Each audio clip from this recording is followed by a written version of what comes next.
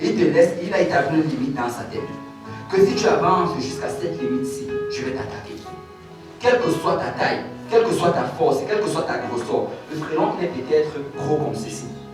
Mais même si tu es aussi gros qu'un éléphant, si tu arrives dans la limite qu'il a marquée, il va t'attaquer. Il va t'attaquer jusqu'à ce que tu sortes de son territoire. Et la Bible nous dit, au verset 1 du chapitre 13, que c'est dans ce lieu-là que Manoach est né. Manoach est né dans un lieu où des gens défendaient leur territoire. Manoach est né dans un lieu où des gens se battaient, où les gens étaient prêts à se battre avec tout, de bec et ongles, avec tout ce qu'ils avaient pour pouvoir garder leur territoire. Manoach est né dans un lieu où on allait se battre pour notre prière, où on allait se battre pour notre lecture de la parole de Dieu, où on allait se battre pour que les promesses de Dieu s'accomplissent dans notre vie. On allait se battre pour les âmes que le Seigneur nous a données à gagner. On allait se battre pour les études bibliques que le Seigneur nous a données. On allait se battre pour nos camarades de classe qui sont en contact avec nous. On allait se battre pour nos collègues de travail. Pourquoi? Parce que c'est dans notre territoire. Et Manoach est né en ce lieu-là. Mais la Bible nous dit qu'il est mort entre Tsoria et Eshtaol. Alors qu'il était en direction d'Eshtaol. Pourquoi est-ce qu'il est sorti de Tsoria? Il est sorti de Tsoria parce qu'il ne voulait pas se battre.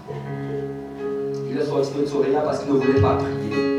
Il est sorti de Tsoria parce qu'il ne voulait pas lire la parole de Dieu. Il est sorti de Tsoria parce qu'il ne voulait pas intercéder.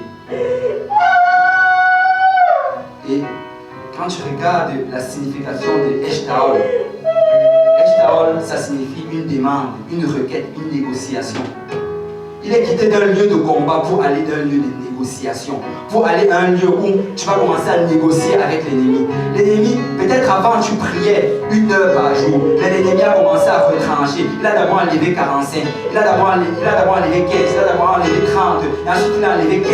Et après finalement tu t'es retrouvé peut-être seulement avec 5 minutes de prière, mais tu as décidé de te reposer là-dedans.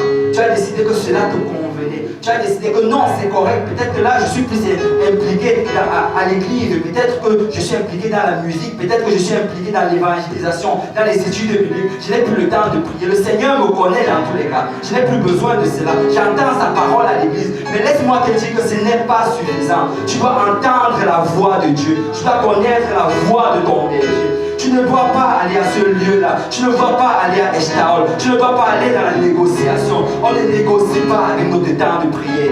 On ne négocie pas avec notre temps de lecture de la parole de Dieu. On ne négocie pas avec les études bibliques que le Seigneur nous a données. On ne négocie pas avec la ville de Montréal que le Seigneur nous a donnée. On ne négocie pas avec tous nos amis, toutes nos familles qui ne connaissent pas Dieu. Mais on va se battre pour eux. On va se battre pour eux. On va se battre pour eux.